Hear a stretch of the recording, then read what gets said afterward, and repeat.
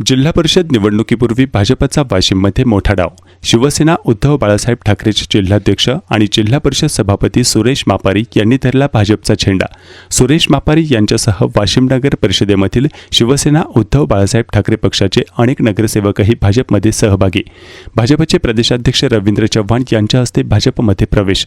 अनेक गावचे सरपंच तसेच 200हून अधिक कार्यकर्ते आणि पदाधिकाऱ्यांसह केला पक्षप्रवेश.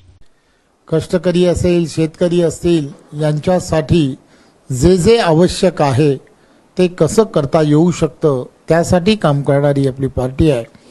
त्यामुळे ज्या विश्वासाने आपण भारतीय जनता पार्टी पक्षामध्ये प्रवेश केला आहे, मी आपणा सर्वांना आश्वासित करू इच्छितो की आदरणीय देशाचे पंतप्रधान नरेंद्र मोदीजी यांच्या नेतृत्वामध्ये आणि त्याचबरोबर आदरणीय महाराष्ट्राचे लोकप्रिय असे मुख्यमंत्री देवेंद्रजी की ज्यांनी आपल्याशी चर्चाही केलेली आहे, त्यामुळे आपल्याशी चर्चा करून आपण जेव्हा पार्टीमध्ये प्रवेश केला आहे, आपल्या विश्वासाला कुठेही तडा जाऊ दिला जाणार नाही.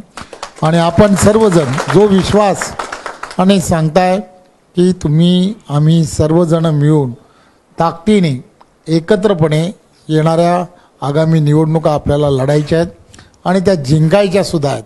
आणि म्हणून मी व्यासपीठावरील जुने असणारे सर्व जाणते कार्यकर्ते, पदाधिकारी यांना एवढीच विनंती करणार आहे की हे सर्व कार्यकर्ते हे सुद्धा तळागाळात काम करणारे, हिंदुत्वाची कास धरून चालणारे वर्षानुवर्षाचे कार्यकर्ते आहेत.